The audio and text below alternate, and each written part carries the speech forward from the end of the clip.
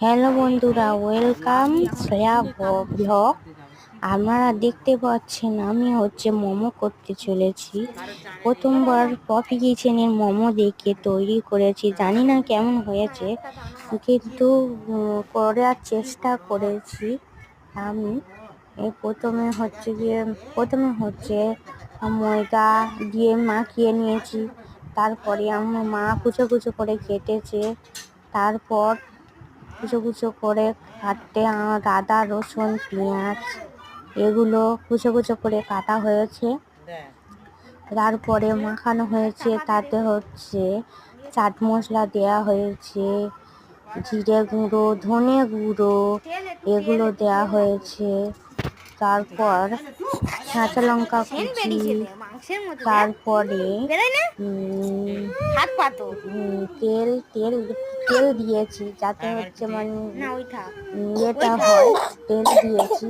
তারপর তেল দেয় না, লেবুর রস দিয়ে নুন, হলুদ, এতে হলুদ লাগে না, নুন দিয়ে আমরা তৈরি করেছি মোমো। আপনারা চাইলে বাড়ি করে দেখতে পারেন, কিন্তু জানি না কেমন মানে হয়েছে, কিন্তু করেছি। তারপরে বড় মতো একটা লেবু দেওয়া হয়েছে, তারপরে নুন দিয়ে করা হয়েছে। তারপর তারপরে গরম জল উনানে বসিয়ে তাতে পিঠার মতো গরম জল বসিয়ে পিঠার মতো ভাপাতে দেওয়া হয়েছিল। তারপর তার আগে লুচির মতো ছোট্ট ছোট্ট পিচ করে কেটে নিয়ে বেলে নিয়েছিলাম। বেলে নিয়ে আমরা তৈরি করেছিলাম